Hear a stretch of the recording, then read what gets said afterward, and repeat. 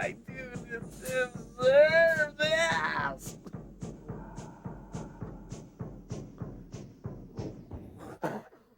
Oh, thanks, Injun. Enough ball bearings to skate forever.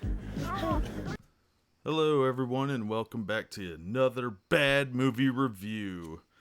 Today, I'd like to discuss something very important to me. One of my favorite B movies of all time. And if you have a nun fetish, a gnome fetish, or a roller skate fetish, you just hit the jackpot. That's right, kids. Today, we're talking about Rollerblade.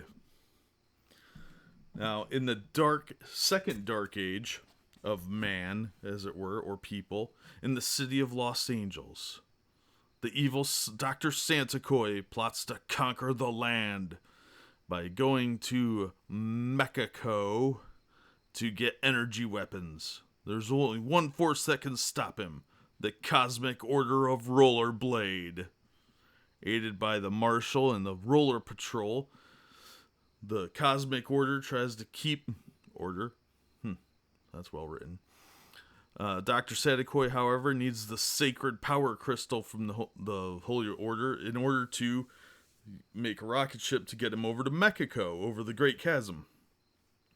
I know what you're thinking. This sounds awesome. And it is.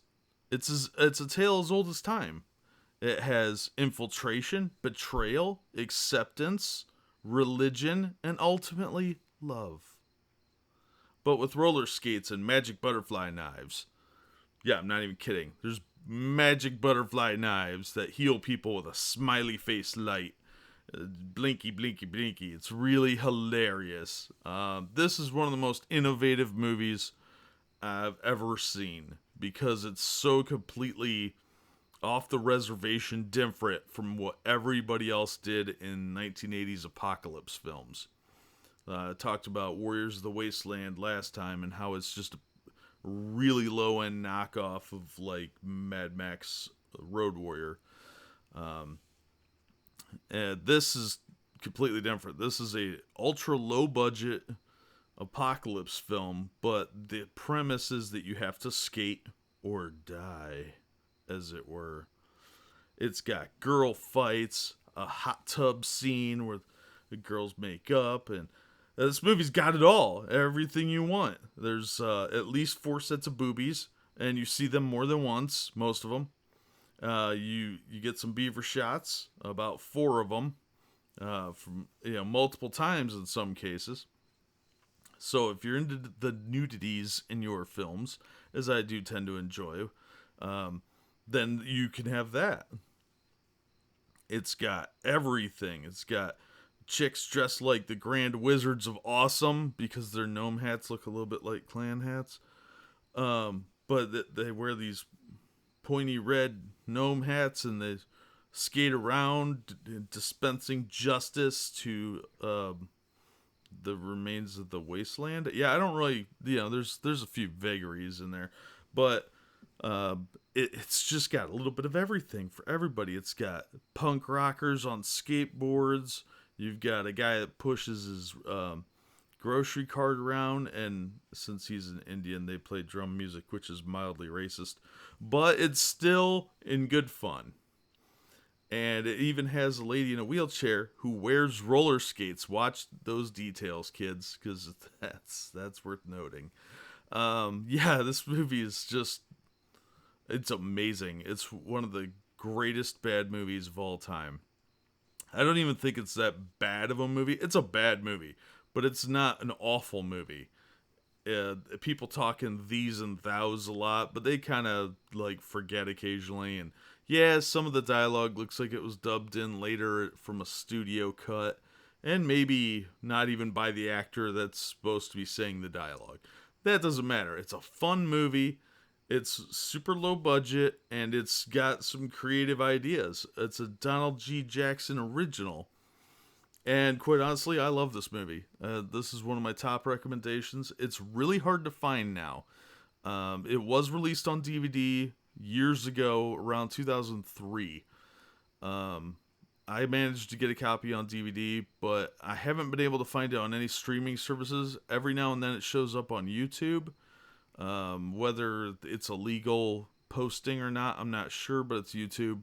So I'm sure if you look, you could probably find it if it's still up. Remember, Rollerblade is 2 words. And it was on VHS. I used to have a copy on VHS and loaned it out, and the guy kept it when he moved. So that shows you how awesome it is that people are willing to steal it. So, yeah, check this movie out if you get a chance. It did spawn a sequel called Rollerblade Warriors, and that had Kathleen Kinmont, who is an actual known actress. Susan Solari's in both films as Sister Sharon Cross, and she's actually not a bad actress. She's been in other stuff before, and I could tell this was like an early film for her, but you know, the acting, it's B-movie quality. Some of it a little lower, but the main characters did okay. Sadako, the villain, is just weird. There's a little puppet involved. It gets really bizarre. The movie is just good fun. I highly recommend it. If you like Chris Seaver movies, this is very similar with a lot less swearing and a lot less potty humor, but it's got kind of that same like bizarre feel to it. So this is definitely high on the recommendation list. If you think you've seen a good B movie, you have not seen Rollerblade, because this is a great B movie. This is always on my recommendation list. I highly recommend checking it out. Look at the video clips. It's a small sampling because there's a lot of scenes that I can't include because there's nudity involved or partial nudity, and based on content restrictions on the internets, you know, that's how it works. But check out Rollerblade. Like I said, it's on VHS, DVD, and it pops up on YouTube occasionally. And if you're lucky, you'll be able to track down your own copy. I'm hoping they redo it because it has been about 30 years now since the movie came out. I'm hoping it comes out on Blu-ray or hits a streaming service where I can buy it digitally, because I will own it in whatever format they release it in. I haven't seen it on Laserdisc, but if they had it on Laserdisc, I'd probably own it. I don't even have a Laserdisc player. So check out Rollerblade, and let me know what you think in the comments section and discuss accordingly. And remember to check out our other videos. I will be reviewing Rollerblade Warriors in the near future and some other pseudo sequels that were made along the same lines. But there were only 2 official Rollerblade movies. A third one had apparently started filming and never was finished. There's a book about it, or is it a DVD?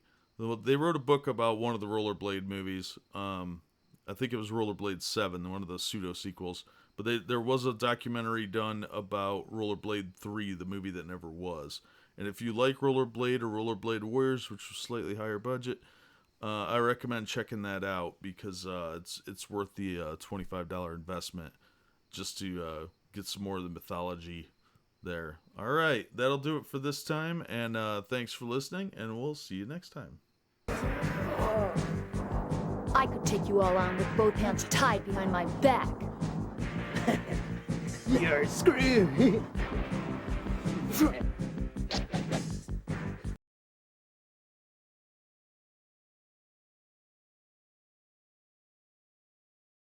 I remember when I was a little girl, when there were no dark nights. Or the streets were kept bright until sunrise.